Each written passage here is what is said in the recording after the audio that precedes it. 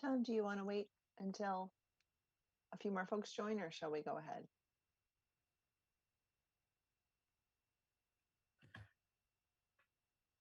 I'd say give it just a moment. I'm already seeing 24 people attending.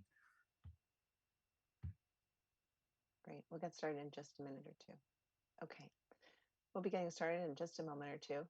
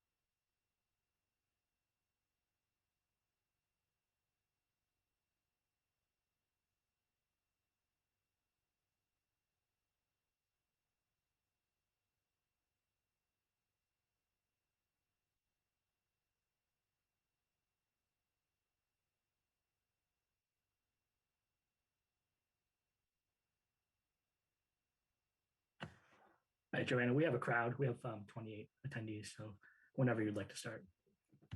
Excellent. Welcome everyone to the public meeting for the Peabody Salem Resilient North River Corridor and Riverwalk Connection. We are so glad you could join us tonight. Thank you for taking the time out. I'm Joanna Nadeau from the Weston and Sampson team. Before we get started, I just want to orient everyone to the technology we're using. Glad you all could get into Zoom. So that's going to be the main place we're going to do the presentation, where we're going to share some slides. But we're also going to put some questions, have a chance for you to put some questions in the Slido. And that will be the place where you can ask us questions, and we will be checking that throughout and at the end. We are going to be recording, and this is going to be posted on the project webpage as well as Peabody's public access station. So just want to make sure everybody's aware of that. Recording in progress. Thank you, Tom. I want to make sure we got that going. If you're having any trouble with Zoom, you can put questions into the Zoom, but we're going to suggest that you use Slido for your questions to us. And we're going to have a chance for you to tell us some things as we go as well. So if you want to use the Slido with us, we hope you will. You'll need to open a separate browser window.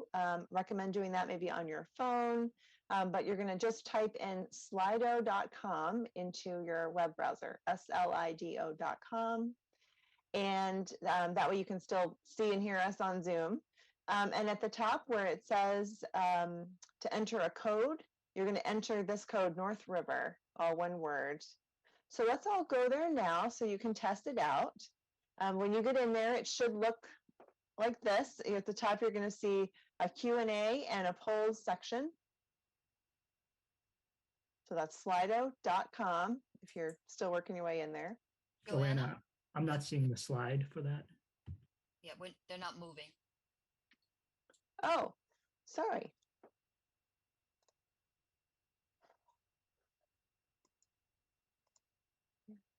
Okay, so if you were having trouble navigating, this is what we're looking for here. The North River is the code. And yeah, let's go back and let's see that poll and test it out.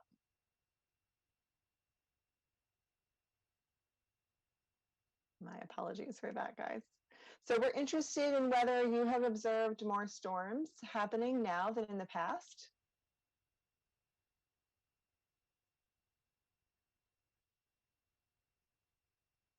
Looks like we've got about half of the folks in there. So we'll take a moment and let folks get oriented in here. We want to make sure everyone has a chance to participate.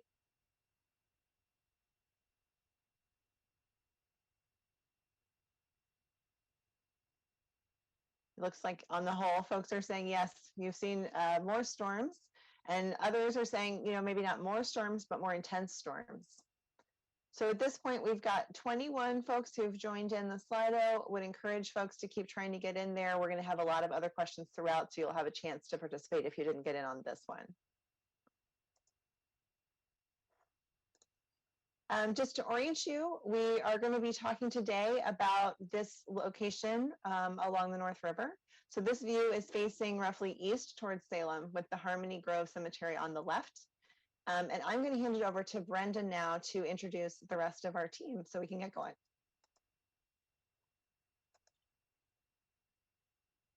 Hi there.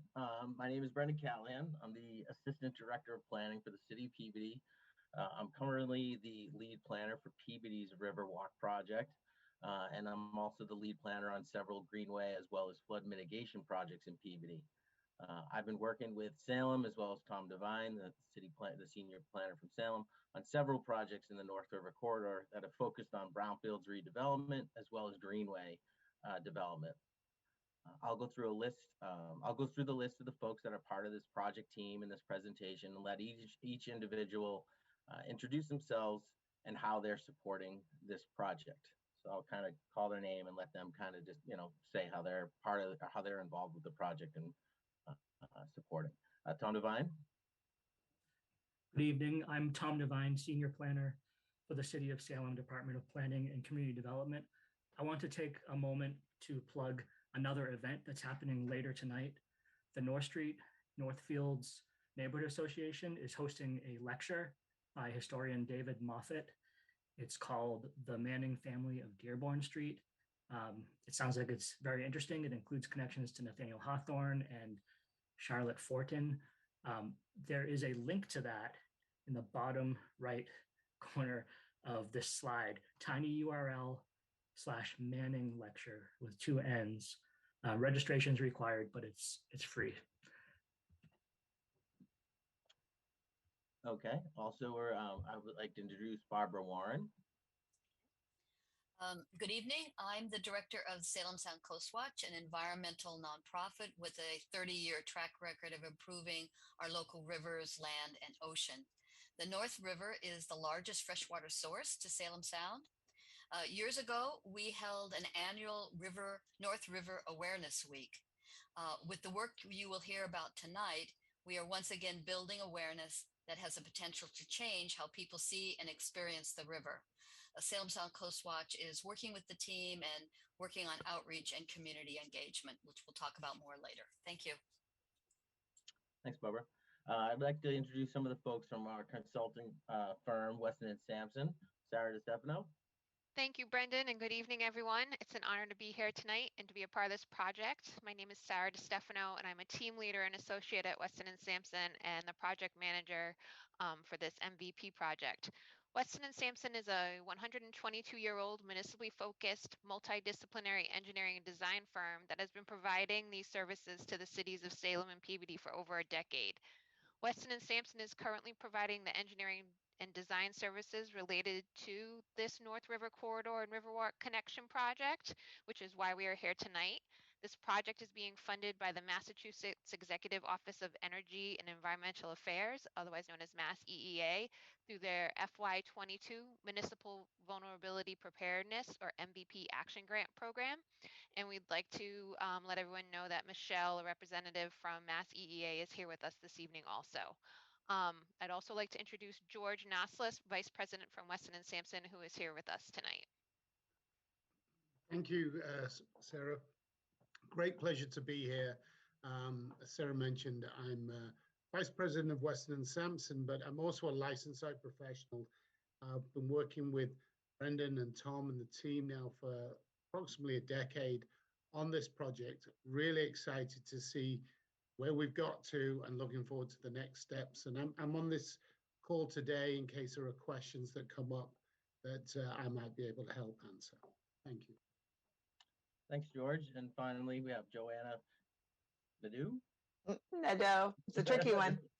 Yeah, thanks. I'm a resiliency planner and engagement specialist at Weston & Sampson. So I'm going to help walk us through the presentation, but just here to help folks get connected with the project.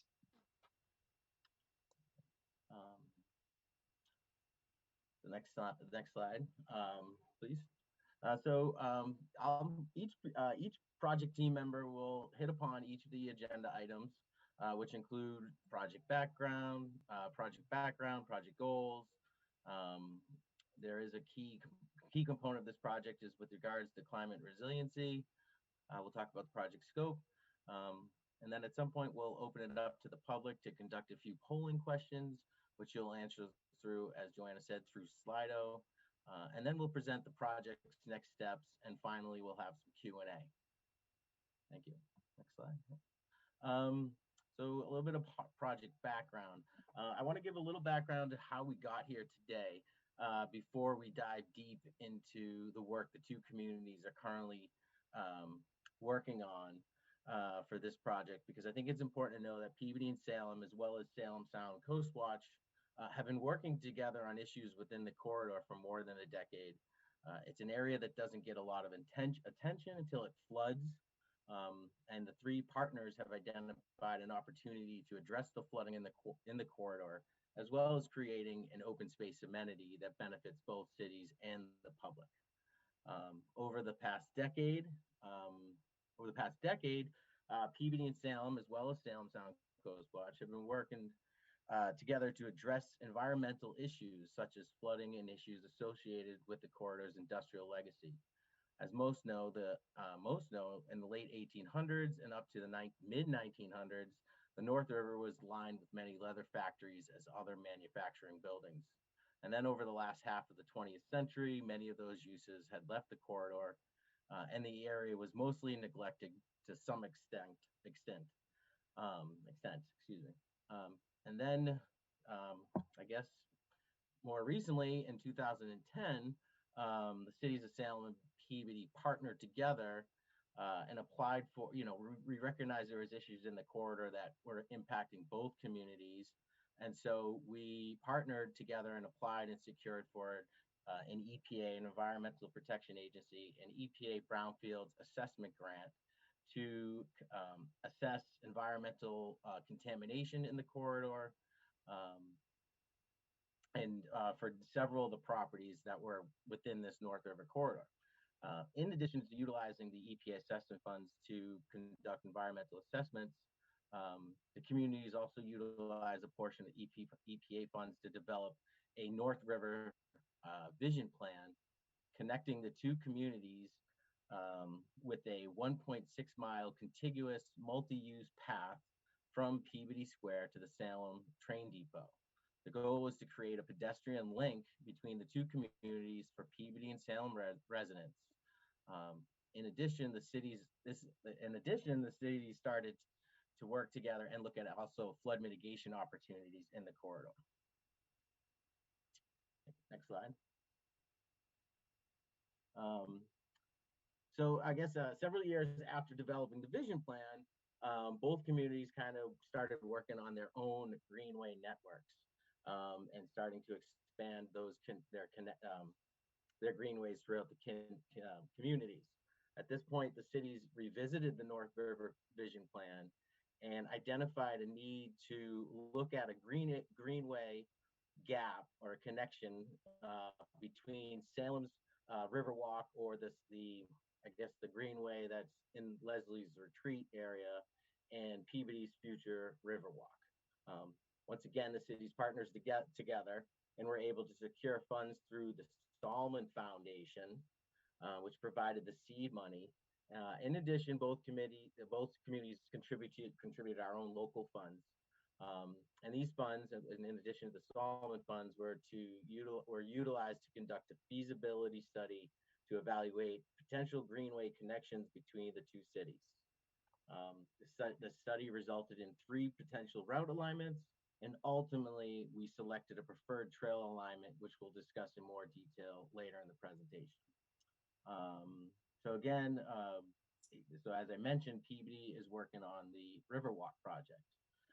Peabody's Riverwalk project is currently in the 100% design phase. The Peabody Riverwalk will run along the south side of the North River from the downtown post office on Wall Street, and then up to the Holly Street Bridge across from Stop and Shop. The city's goal is to have this project shovel ready in the fiscal year 23-24. Some of the goals for constructing the Peabody Riverwalk is for flood mitigation purposes, creating an open space amenity in downtown Peabody, and ultimately connect this riverwalk with our downstream neighbors, the city of Salem.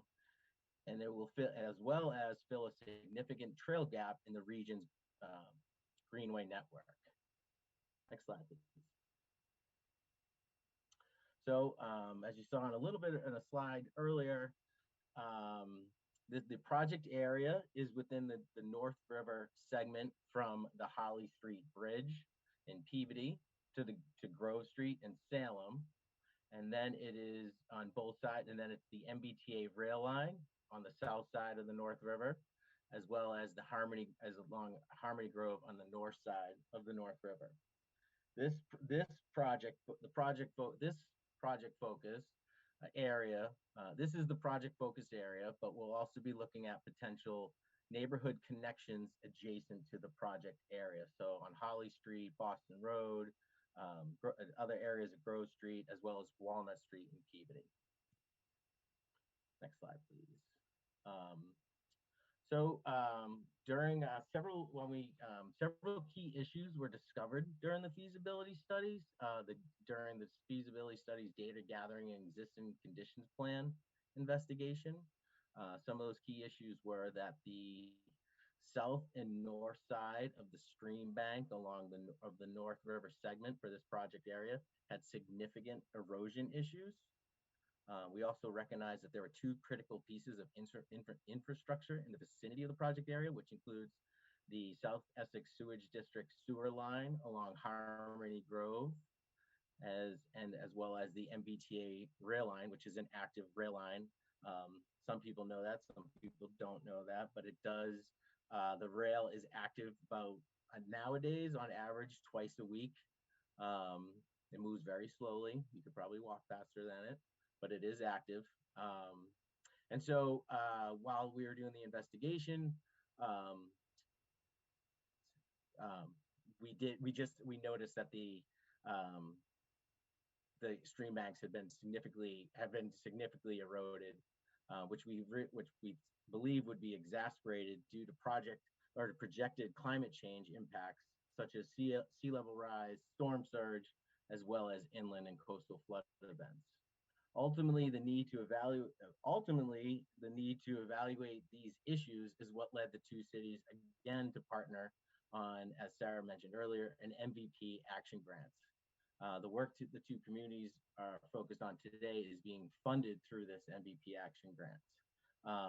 Just to let you all know, the Mva Action Grant program helps communities in Massachusetts address climate change impacts resulting from sea level rise, inland and coastal flooding, and other climate impacts. The goal for this phase of the project is to further evaluate the existing conditions for this segment of the North River and identify potential solutions to increase resiliency in both communities against climate change impacts by addressing riverine and coastal flooding, as well as providing an opportunity to provide green, open space for residents in both communities. Further, shortly in the presentation, we'll discuss more climate change impacts in more detail. One more slide, I think. Yeah. So this is the feasibility study's preferred trail alignment. As I mentioned earlier, we looked at 3 potential trail alignments, and this is the one the one shown here is the preferred alignment we're currently focused on pursuing. The preferred trail alignment was determined on trail user quality, limited impacts on operations, constructability, and overall connection to the Greenway network. So that is pretty much the project background. I'm going to hand it off, I believe, to Tom. Right. First, I want to recognize that Ward 6 City Councilor Meg Riccardi is here in attendance. Salem is doing quite a lot of work to build out its multi-use path network. And that makes this project especially important because we want Salem's path network to extend to Peabody's Riverwalk and beyond to the region's expanding multi-use path network. Salem's path network from this project site follows the North River to downtown and the train station through a mix of both private and public sites. So the first segment of the path coming from the project area at Harmony Grove Road is the Salem Oil and Grease Redevelopment Project, where a public path will cross through that site. It will continue across Grove Street behind the apartments at 28 Goodhue Street and pick up where the city has just recently extended the path behind the public storage building. And then the path continues onward down Bridge Street by the Community Life Center to Leslie's Retreat Park, where it continues through there to the train station and downtown. The city has been building out other segments of its path network, such as the Canal Street path between downtown and South Salem, as well as an extension of the paths in the Collins Cove area. So I think next is Barbara. Thank you, Tom. So I would like to share an example of coastal resilience and nature-based solutions at work along a multi-use path in Salem. This is Collins Cove. In the 1800s, the tideland shore was filled in by the railroad. So if you see the pictures of before, the gravel on the right between the water and the path, that's where the railroad tracks went. And then later on in the early 1900s, actually the Peabody main sewer trunk line was buried in that same area. And it's the same sewer trunk line that Brendan mentioned earlier that goes along the North River along Harmony Grove Road. The path, Salem Sound Coast Watch saw that the path was eroding, as you can see in the picture on the left before. And we also saw that salt marsh grasses were trying to grow in the gravel between the path and the water. So we reached out to the city of Salem, and through grants through the Massachusetts Coastal Zone Management, their coastal resiliency grants, we were able, the city and Salem Sound Coast Watch and Coastal Zone Manager were able to create a living shoreline here. And that's what you're seeing at the bottom photos. This is a salt marsh that was constructed and planted in 2019. And we continue to, and I will just note that it was 18,000 plants were put here over in the last 2-3 years by over 100, and probably now about 150 volunteers.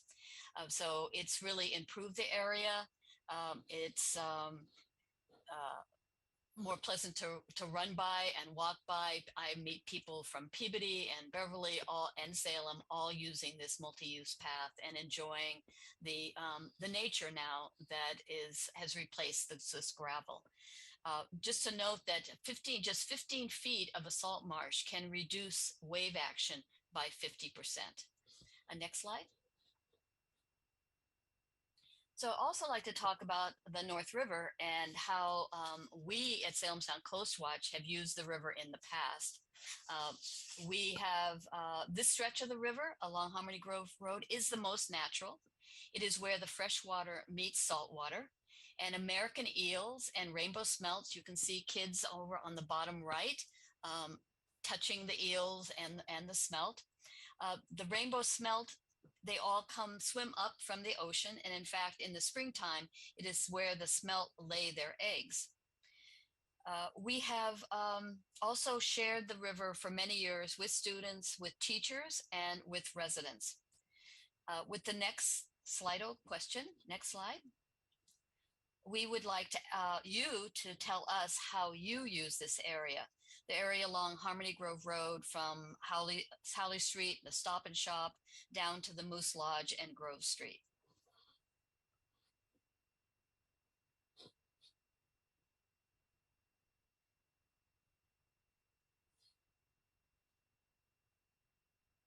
I believe you should be able to do multiple ones.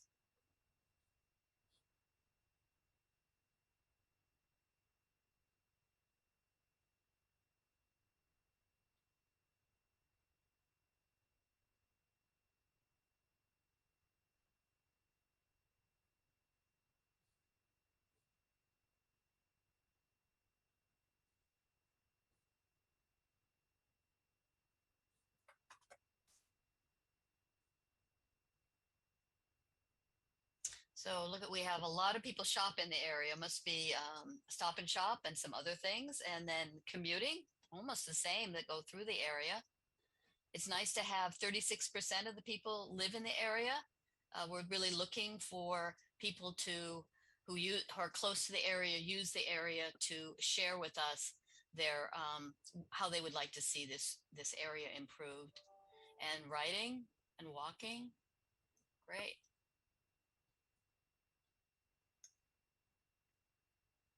So we have 28 people, and we're going on to the next slide.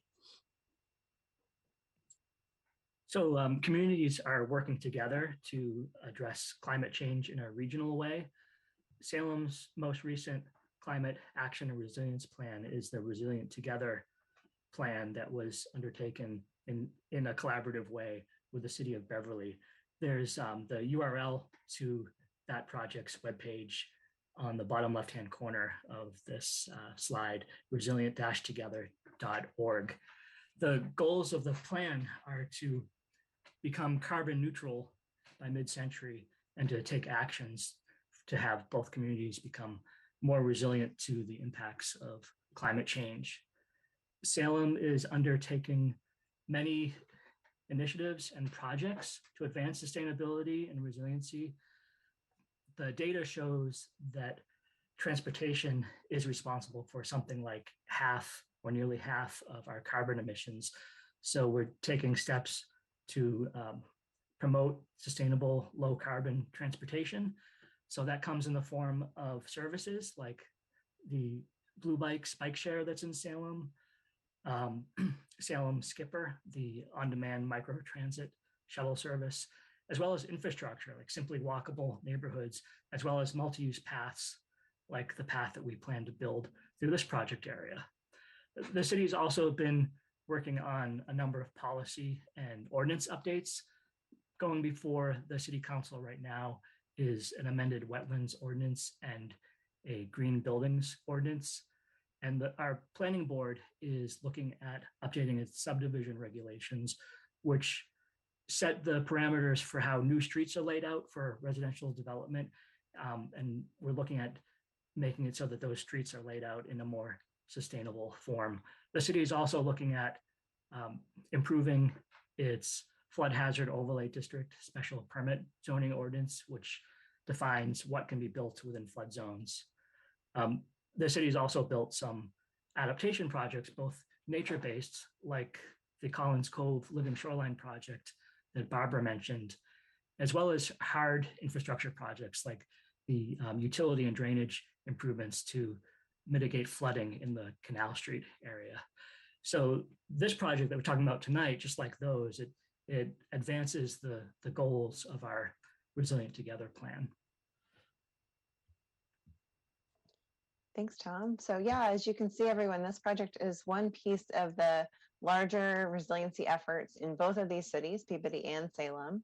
And there are many goals and benefits that are coming from this project. The main goals of the project are to make cultural and economic and recreational connections between Salem and Peabody, and improve the natural system and green space opportunities, while increasing climate resilience in both of these communities. And you've heard about these: the carbon-free transportation, improving the health of the river, the climate resilience benefits that include mitigating flooding, which ultimately will improve, surface water quality and groundwater, as well as reducing health and safety hazards, preparing the natural system and our infrastructure for changes in climate and sea level rise, and helping us deal with hotter days and more sun exposure along the riverfront.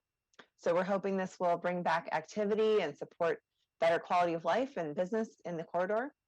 And all of this is planning now so that we aren't just reacting in the future, that we're ready for these changes when there's more tidally influenced flooding along the river. That is all part of the goal for these types of projects looking ahead. I just want to pause here and discuss a couple of the key concepts we're using related to global warming and climate resilience. Climate being the sum of total weather events and dynamics, which is changing with our global warming. Resilience is our goal for the area, for all the individuals that use it, and for the system to be able to bounce forward after extreme events and withstand higher temperatures, sea level rise, and the other changing dynamics.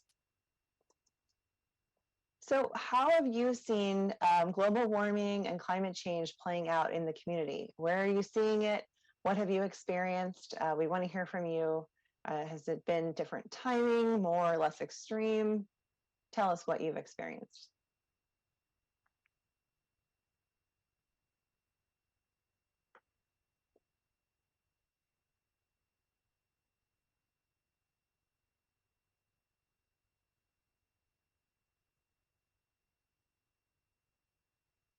Flooding in the roadways, right?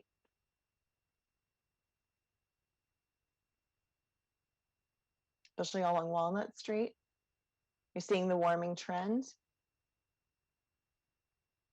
Higher wind events, more intense storms. Yep, exactly. More extreme rain events, stronger, more precipitation.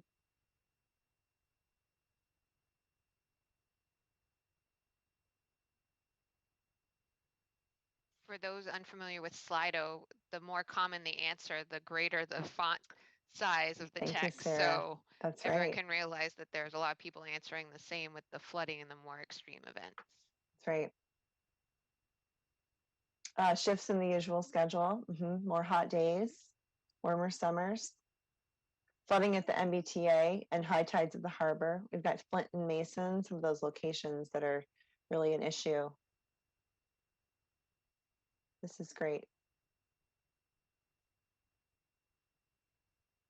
Yep, exactly.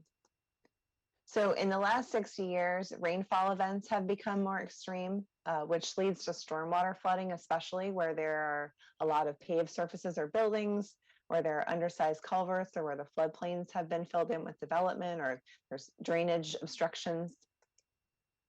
And the projections for the end of the century from the Northeast Climate Science Center show that there will be up to 4 additional 1-inch storms every year, and up to 7 inches more rain total each year. So this project area, which is already prone to flooding, will be even more likely to experience extreme flooding and more extreme precipitation. This map shows the existing flood zones and a few commonly flooded areas in the project area. And so our project area is here for folks that are trying to get oriented. And the projection, so this is current and this is 2050 on the right. This is a projection of possible coastal flooding inundation from a storm. So you can see that, we're looking at 25% chance of inundation for all this light blue area. So it's definitely a concern for the project area, and only more so in the future. And these flooding and rain events are also contributing to erosion, which will be worsened by having soils that are drier, and will happen even during small events. So this project includes looking specifically at addressing erosion proactively.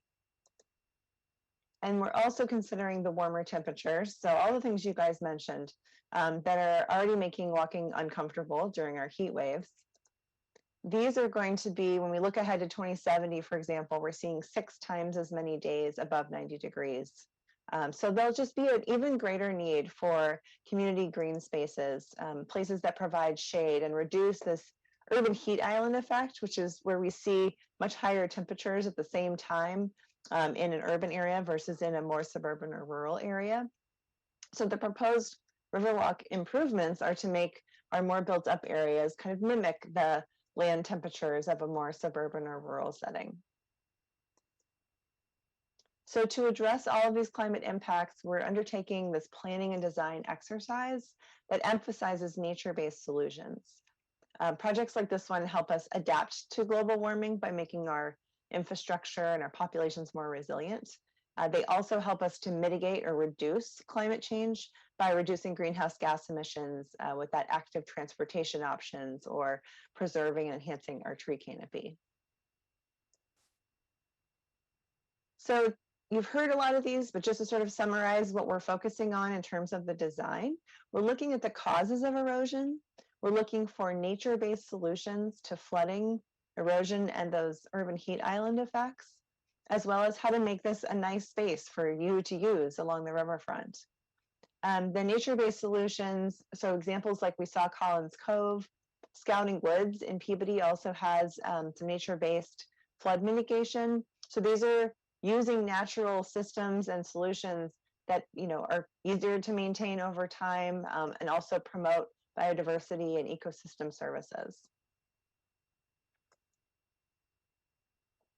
So just to get back to our project area, we'll be looking at how erosion will play out on these steep slopes. So anything in purple here is a steep slope. And where there's riverbank erosion, we've already found some of that, that's in blue. And so we'll be working on looking at those balanced with the current infrastructure and how we can provide flood mitigation and restoration benefits while being constrained by some of the things that are already built in the area. So this year's project specifically will include that site analysis. We'll be looking at connections for those pathways and developing specific climate resilience strategies. An important component of it is also getting your input on a conceptual design. And so at the end of this project year, which ends in the summer, around June, end of June, we'll be putting together a conceptual design, which we call 25%. And so we'll be incorporating your comments both from this meeting and additional activities coming up throughout the spring, where we want to hear what you think we should do in this area. So here's a question for you. What are your top goals for a resilient North River?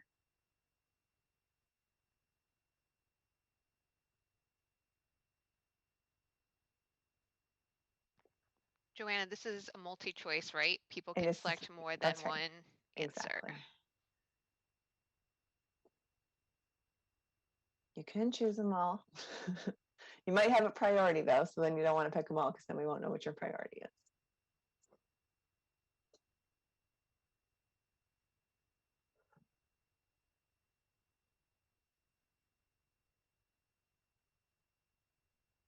Okay, so with at least 2/3 of you in, flood mitigation is at the top, but we've got some jockeying for position among the mobility connections, environmental protection, and shading. We're hoping we can get all of these in, but it's helpful to know which things we need to put more emphasis and kind of more focus on as we do the design. I'm gonna leave this open until everybody gets to answer because this is a really important one.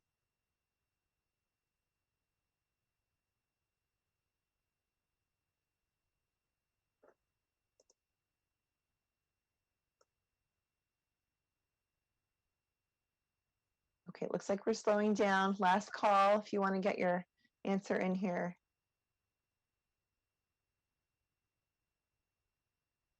Great, thanks everyone.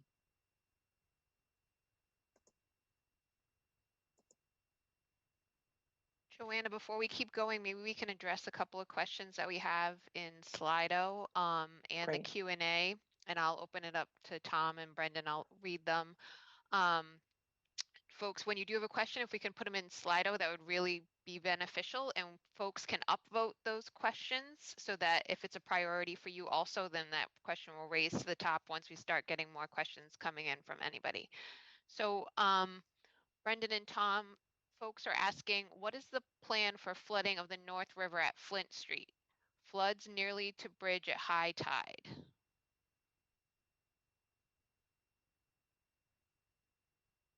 I will let Tom handle this. So that's beyond the focus of this project, but it may be, it has been the focus of some investigation of flooding and options for addressing the flooding in the past, and it may be in the future too. And I invite anyone else on the team who wants to speak to past work that has included that area. Thank you, Tom.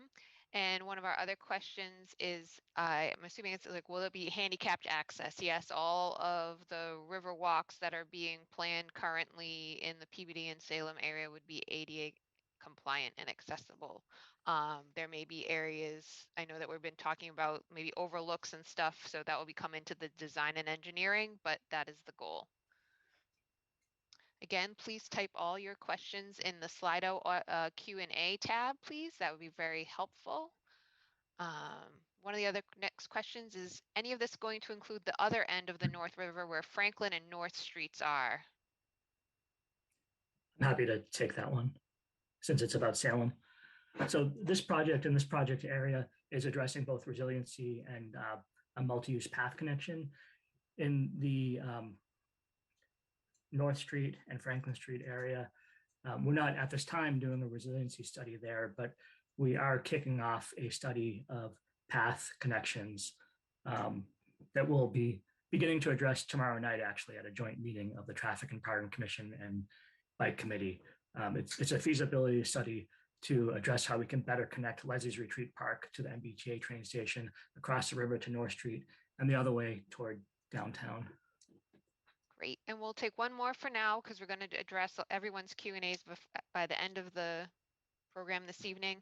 How does flood mitigation efforts, design and engineering relate to the Walnut Street corridor?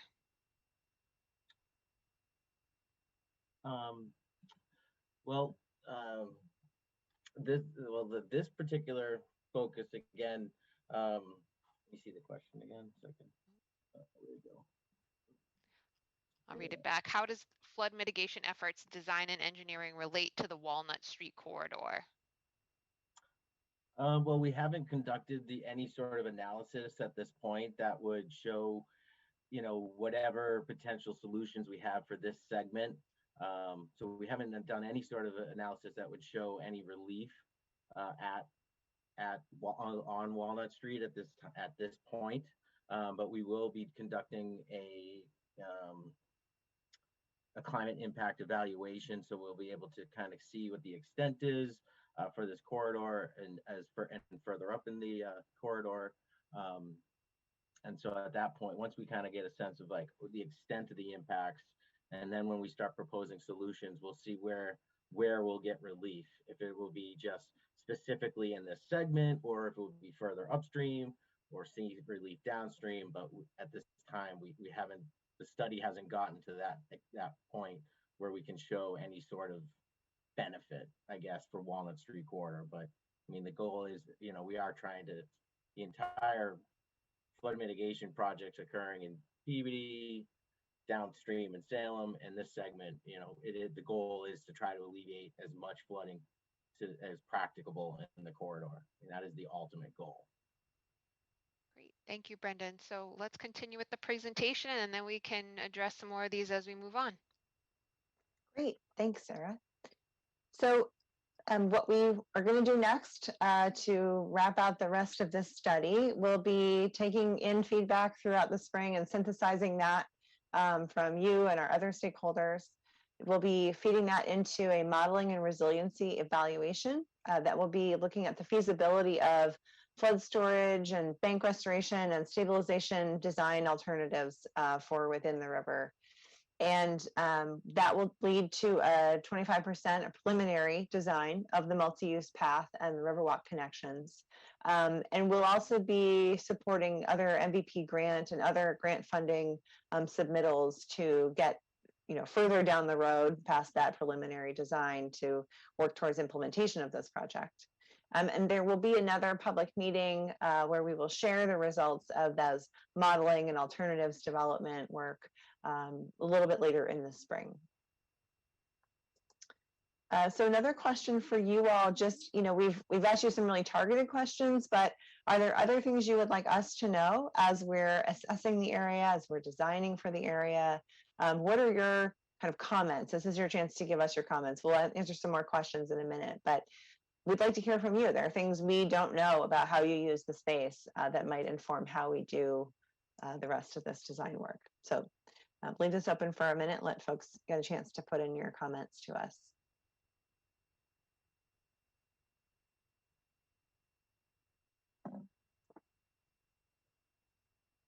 And just so you know, this one will not be, no one will be able to see. So this is just for the project team. This won't be put up on the screen. So you can tell us what you want us to know.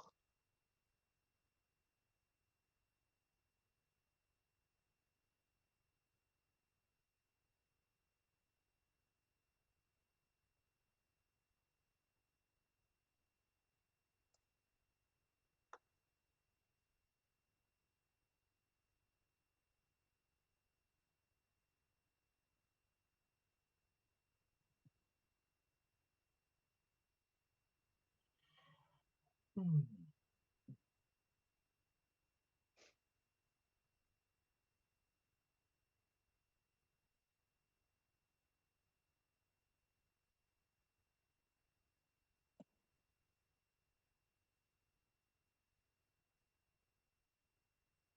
do have a question here that I think might be good for the project team to respond to. Does the project work include cleaning the river itself or just the area around it? Well, I guess I can answer it for now. I think the primary focus at this time is to assess the stream bank and stabilize and how can we stabilize those banks for eroding. The actual stream channel itself, there isn't really a focus of cleaning the river at this point. It is really trying to just how can we stabilize the bank, try to prevent further erosion in the future. But the stream itself, it's not like going in and assessing the conditions of the stream channel or anything like that. But part of the solutions, by stabilizing the bank, it could be a nature-based solution that would enhance and I don't know if clean is the correct word, but would improve the quality of the channel. Maybe Barbara could elaborate a little more. Right. Agree with what you said, Brendan. And to take you literally, when clean, that definitely any trash that's in the river, we've always found every once in a while we find grocery carts and things like that. Those, of course, will always be removed. And so there'll be that kind of cleaning. But digging up, dredging the river, actually the river it gets well washed and it's gravelly. And so I don't see a need for that. Like I said, it's the most natural part and we should maintain that. While improving the erosion of the riverbank so they're not eroding into the river. But definitely any trash that's there will be cleaned up.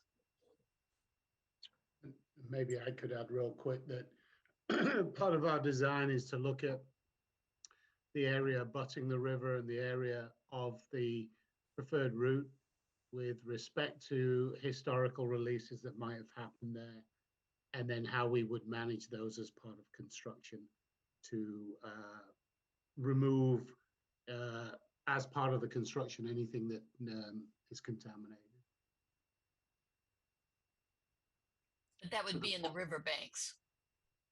Yeah, or in the banks, or more in the alignment, depending where it goes. For example, one of the alignments goes into the Salem oil and grease site, right? So that's has known contamination. So we would be looking at the alignment versus the area that was historically contaminated, and then designing the construction to mitigate risk from that.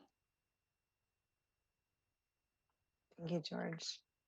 And just to be clear, the cleanup, if there is a contamination and we do need to clean up the area, it obviously has to be for public use, like the cleanup to the extent that the public is allowed to access that area. Right, and also so folks are clear, the on the ground activity, the on the ground work is not going to happen this summer. The summer is just getting designs started. So just so folks are, sort of mentally prepared, it takes a little while to kind of get through the process to actually get in there and start doing the work. So we will be working towards that this year, but we won't necessarily be starting that on the ground work just yet. I'm going to pass this over to Barbara to talk about some of the other upcoming activities associated with the project. Mm-hmm. So thank you for coming this evening. This is the introduction to the project. And though we will, as Joanna said, there'll be another public meeting definitely in the spring. But what we're hoping is that we will have river walks and talks. We will be able to get outside and actually see each other and see the space, and have people explain what we're thinking. It's very difficult. I think, we're all used to Zoom now and webinars, but to actually get out and see something and be able to walk and talk will be great. So that has not been planned yet. It will definitely be in the springtime. I'd like you to stay tuned to the publicinput.com at Resilient North River. This is the web page that where all, like the recording tonight will be up there, any other past studies or reports.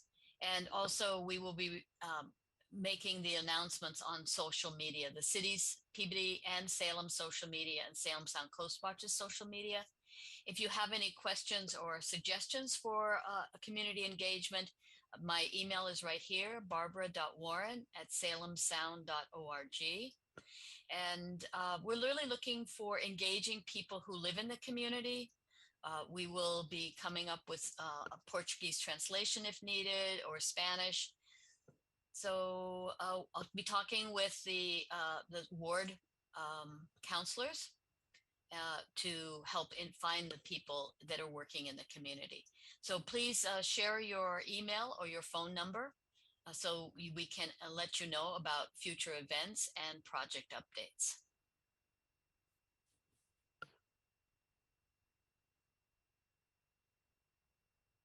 And here is the additional information for some of the key people here. Thank you, Barbara. Yep, if anyone has any more questions after we close this evening, they can reach out to Brendan, Tom, Barbara, or myself. We'd be happy to help you or get you the answers that you need, or help you come up with something later that you thought of for feedback with respect to the project and want to make sure it's included. We will be sure to do that. So I think we can move on to our Q&A session. Again, if you have a question, please go to slido.com and answer it in the Q&A tab.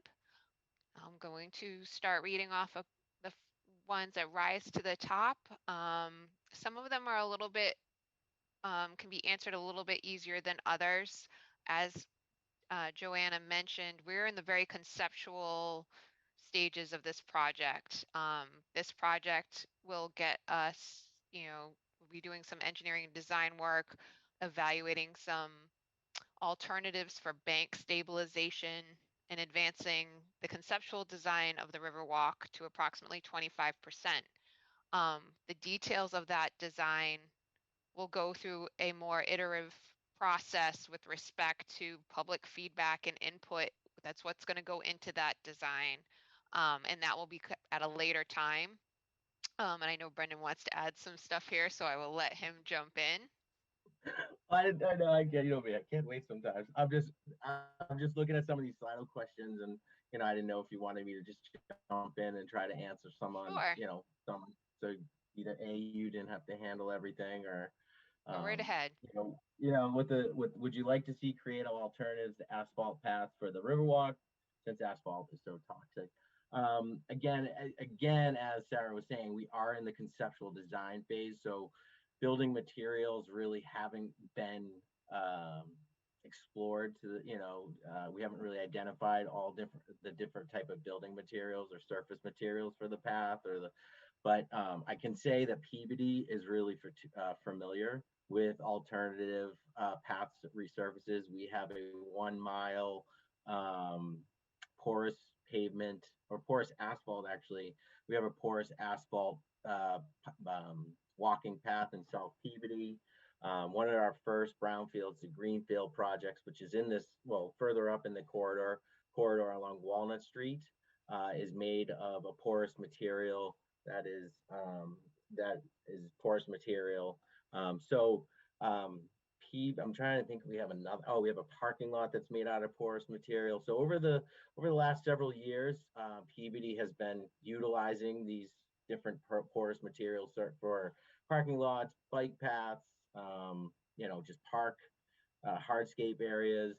And so it will definitely be looked at, considered for this, pathway, depending on, the ultimate trail alignment, and does it warrant to be installed in that particular section? So again, definitely something that's on the radar, something that at least Peabody's familiar with. I can't speak for Peabody, but it will definitely be looked at, and costs will be considered for, for that. And benefits, the additional, not just cost, but environmental benefits for going forward with forest materials. Brendan, would you like to address the thought about reducing light pollution or security and lighting as part of that? I mean, as we are doing as right now, the Riverwalk that is just, in Peabody from Harley Street to up to the post office, that will be a lit walking path. There will be lights all along the entire length of that, and that's for pedestrian safety purposes. Plus we want people to utilize the path in the evening hours to, frequent downtown businesses and shops, as well as to get, recreation in the early hours of the evening. And right now I'm starting to work on a downtown lighting project, and we are looking at a lot of solar lighting, like the pedestrian lighting with solar. So we're entering the 100% design phase, and Sarah and I haven't really talked about this, but it is something that I will be discussing with Wes and Sampson as we start to finalize the different building materials for that path. So we are going to be looking at solar, at least for the lighting on that pathway, and can definitely be considered for this also. I don't think we want to create like a lighting that's obtrusive for the community. We want it to be, light friendly, I guess. Thank you, Brendan. Tom, did you have anything you wanted to add before I move on to the next question? Well, we're not at that level yet of detail, but if we're adding any lighting like we require for city projects as well as private development, the lighting will be focused down to avoid light pollution in the night sky. I see that there's the other question about avoiding light pollution. Thank you, Tom. So the next question is, will this increase flooding by impervious asphalt paving and increase temp with black surface? So again, to reiterate what Brendan said, we're going to be looking at different materials as this design looks forward. There's flood compensation requirements in the zone of influence within the riverbank area that we need to take into consideration, and rules and regulations we need to follow. So all of this will be considered. Obviously, we're trying to create a more resilient North River. So we don't want to do anything that's going to increase temperatures or flooding in the area. That's the opposite of what the goal of this project is. So we will keep all of those things in mind as we move forward. Sarah, can I add that there's also an opportunity to remove some of the existing pavement? The current width of Harmony Grove Road is wider than it needs to be for the traffic and the speeds that it receives. So we may be using some of that space to add a pathway. So it could be a maybe no net increase or even a potential reduction in pavement by reducing the width of the roadway. Great, thank you, Tom. This one's another one for you, Tom. What plans are being made for the floodgates at the overpass in Salem? Rebuilding this floodgate is required for successful flood mitigation of this area. I know that Mass DOT has begun looking at that, maybe not in any official way yet, but it's something that's coming. I think that we'll see it publicly in some form in the future, but there's no specific project to do that proposed now, but I know that it's on Mass DOT's radar. Thank you, Tom. Another comment is requesting that the path be plowed during the winter, as the MBTA commuter path is not. Someone has asked if it's possible to run the train as a shuttle for the Halloween visitors. I can answer that one. No, it is not possible. Currently, the only active rail on it is freight. Peabody has looked at and is considering looking at different type of trains or shuttles that would use this rail line between Peabody Square and MBTA station. We did complete a trolley study. And so could it happen in the future? Maybe, but you know, we don't. Right now, we're not. I guess currently not. We're not gonna have a trolley going on that pathway like anytime soon, I guess, but it is being evaluated. Thank you, Brendan. Is Harmony Grove following this project? Open the gate on the north side of the river to enable connectivity for pedestrians going towards Mack Park.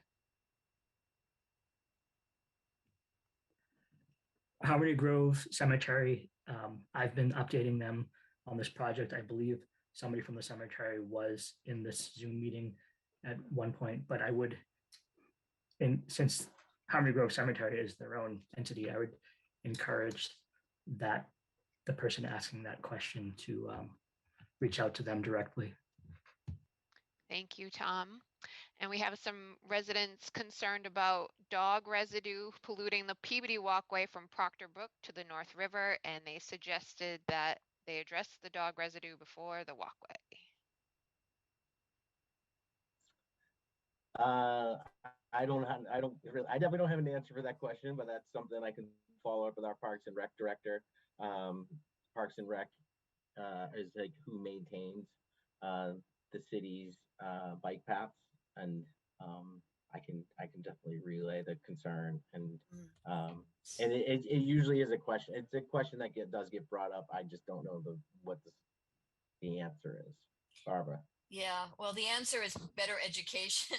and certainly Peabody, Salem Sound with our Greenscapes program, and Salem are, you know, we send out an announcement of awareness of pet waste and the damage that it does to people and the rivers. And we send it out in dog licenses, and it's just a continual education that we have to do. Then there's the cleaning up or having disposal. If people are saying, well, I'm, you know, going a mile, I don't want to carry it, but you know, they are responsible for their dogs. So it's always an issue, and we will continue to try to address it with education. To continue on that path, perhaps for the dog problem, you could install those bag stations. Also, will there be trash stations? And I know on other paths in the cities, there are trash stations. So I'm sure that will be considered as we advance the design of this network, portion of the network in both cities. And I just add that, you know, they have to be carefully placed. And so many communities are finding that, you know, the carry in, carry out. I think often what I see along Harmony Grove Road is the trash is actually thrown out of cars. And so if we have a more beautiful place, if it's less isolated than it is now, I think we might end up with less trash along Harmony Grove Road than what you see now. Thank you, Bob. I know that was an issue we had in our South Peabody Trail area where illegal dumping and, you know, generally was a major issue out there, and the construction of that pathway saw that disappear. Yeah. Thank you, Brendan. And Nina was wondering, when was the last time a person could skate the North River from Salem to Peabody? I have no idea, but it is a flowing river. So tidally influenced. Tidally influenced. So the tide and the salt's coming in. Although recently we've seen some tidal areas starting to freeze up. So I think we should check it out. I don't think you'd want to ever skate it, but we could check it out to see how much ice is on it. I think that's a really interesting question. Thank you, Barbara. And Nina also asked if there is a similar natural river and walkway in any other state that could be viewed as a comparable project to this neglected, beautiful, natural riparian way. I think there are many, many projects in Massachusetts of taking a river.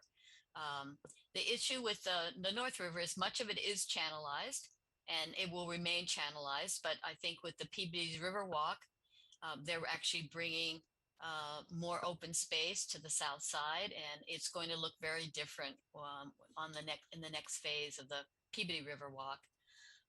And I think the goal here with the Harmony Grove Walk is to include more vegetated buffers between the highway, the road, and the multi-use path and the river. Just how that's going to work out but it's definitely a goal to have more vegetation, more open space, more green space. Just note that the state's MVP program, the Municipal Vulnerability Preparedness Program, keeps a record, has a website where you can see a lot of the different projects that have been funded around the state, and some of them have been. There are some other river restoration projects that are either underway or have been funded by that program, excuse me. And I believe there's another, is it a DER program that also has funded some river restoration. So if you're interested in finding other projects like this one, both of those are sites to look at because they feature, the projects they funded within the state. And then across the country, there's many examples. So I would encourage people to go out and do some searching on the web. And if you find a project, you say, this is what I'd like, send it to us. I know I have photos, and I can't remember the name of the pond, but it's a pond in Arlington, and a beautiful walkway with porous paving and signage. And I have photos of that I took many years ago. But I think we can all find great examples that to share with us. Thank you, Barbara. And the last comment I have is just reiterating the need for trash receptacles along the pathway. Mm-hmm.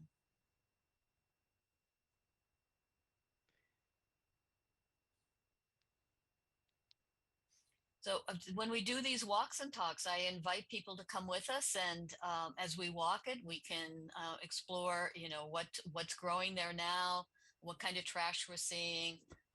We can look at the erosion and then understand the river much better than on a webinar. But I'm very excited about Peabody and Salem engaging in building awareness and improving the North River for all of us.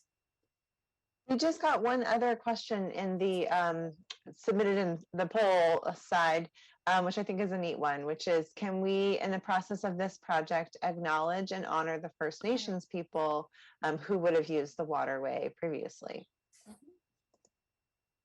I mean, yes, I would need some help on this because during the feasibility study and in the public presentation during that, that was raised, and I did my best.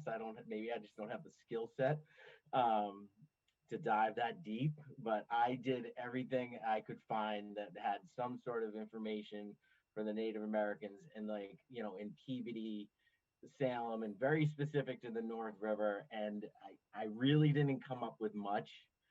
It was really just the whole region itself. But I am definitely open to, if anybody has any information or can point me in the right direction, I'm more than willing to look into it and try to, bring that to this project. But I scoured everything and I was coming up empty, but maybe somebody knows where the Salem has been doing a lot of work with the Massachusetts tribe, and so they have connections. And it might be not specific, like, okay, we did this here, but it's generally how the land was used and how the rivers were used. And I think people fail to realize, it's hard to imagine, but the North River was much larger. When we have paved everything over, the water flashes out so much more quickly. We had large floodplains. We had much larger rivers actually holding much more water than they do now. And that's why we get the flooding events. So yeah, it wasn't just this tiny river. Ships used to sail to Peabody Square.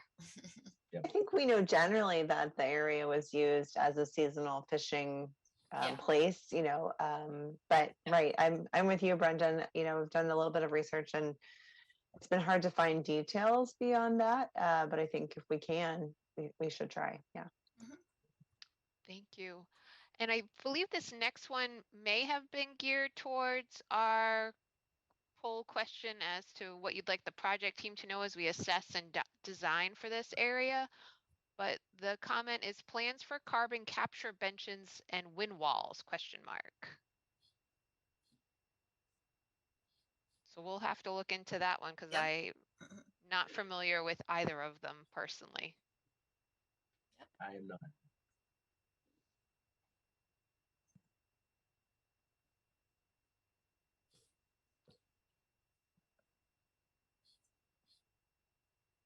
We can leave the Q&A questions open for a few minutes longer, Tom and Brendan, or?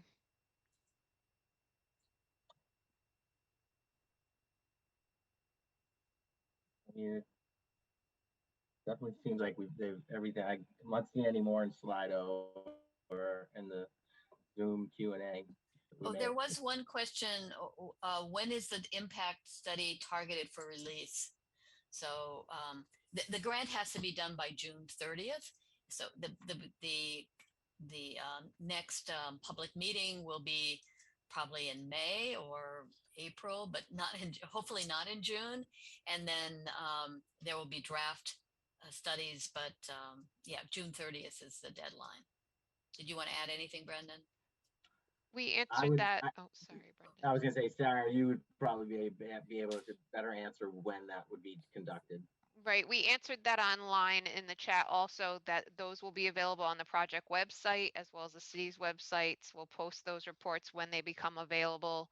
We're slightly behind schedule currently at the moment as we're waiting for access to conduct some of our activities that are kind of concurrently laid out in order of this first one we're starting. So, but the goal is to have many of these studies available for you to review by that next public meeting, which is tentatively scheduled for the May timeframe.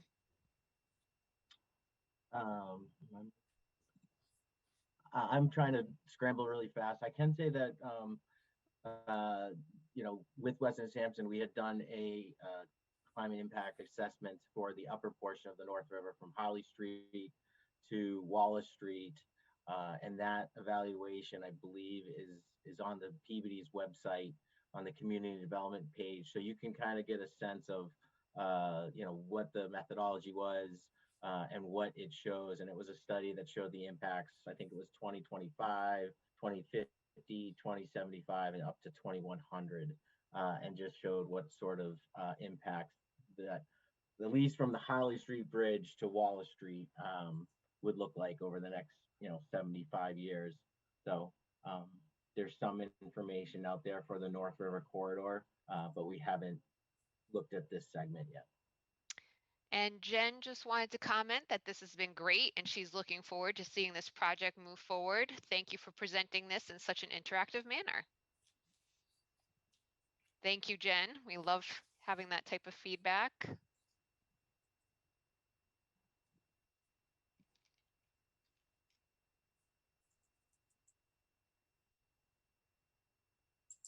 While we're waiting for any final questions, can we update folks on where they can go to follow the project? Sure, I did put that in the chat earlier. And I just want to make sure I'm saying this correctly. It is publicinput.com/resilient North River. And I think, Joanna, maybe can bring up that slide again. There you are. Thank you.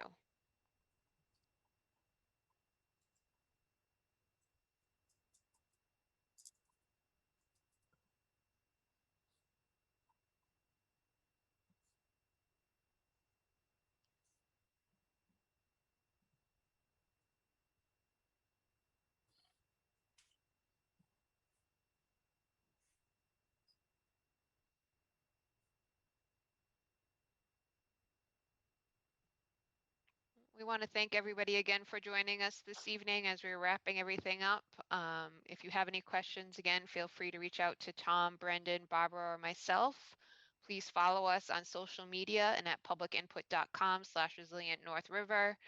And we look forward to seeing you again at our hopeful future river walks and talks and next public meeting. Thank you. Thank you, everybody. Good night. Thank you all. Good night.